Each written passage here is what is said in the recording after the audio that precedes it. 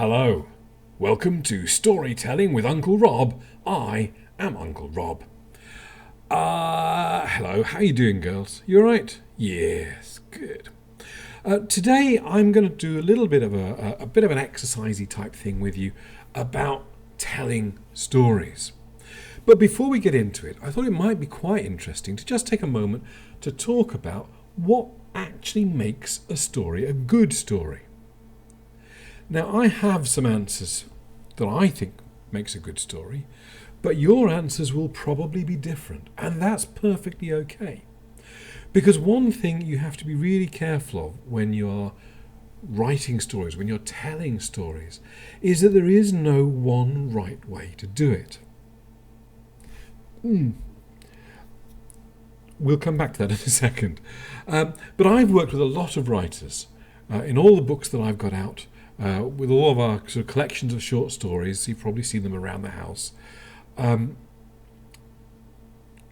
All of these people I've worked with, all these writers, have a different approach to the way they write.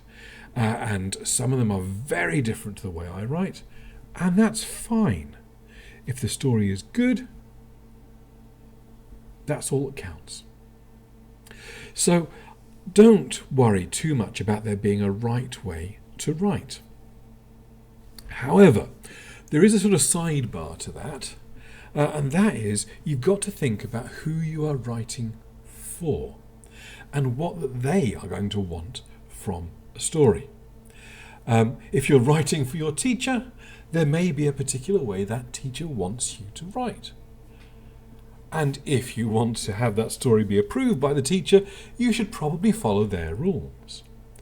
If in later life you are writing a story that you want to get published in a magazine or a book, the editor of that magazine or book has probably got a way of storytelling that they like. And you will do better at selling your story to them or getting them to publish your story if you know what that is and you can write to that method. So while there is no right way to write, there is no wrong way to write, it's always worth thinking about who you are writing for. But don't worry about that right now. That is not something for today. What I want you to do, pause the video in a moment if you want, but just very quickly write down 3 or 4 things that you think make a story a good story. So pause the video now. Did you pause? Am I on pause? Am I back? I'm back. I'm back. There we go.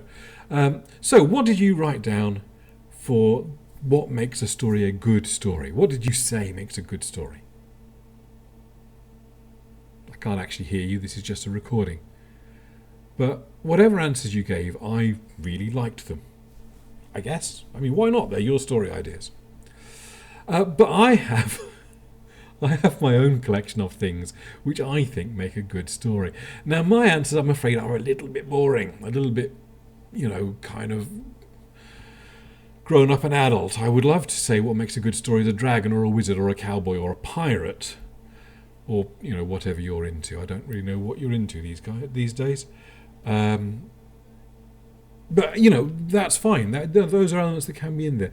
But if we take it back one step and actually look at how stories are made, the elements that I think make a good story are a bit boring, but I'm just going to read you the list, okay? Having a strong point of view in your story. Having interesting characters in your story. Having a structure to your story that people can follow and understand. Having an interesting plot which does different and weird things. That's interesting. Having exciting action or intriguing events. That makes a good story. Having set the stage to build the world of your story well. That can make a really good story. And the most boring and most tedious, and every writer hates it practically, one of the things which makes a good story is editing. Going back and rewriting bits of your story to make them better. Don't worry, we're not talking about editing today. That would be extremely dull. In fact, from this long list, I'm only going to talk about one of the items there. And what I want to talk about today is story structure. So let's start, because that's one of the things we want to talk about. Let's start at the beginning.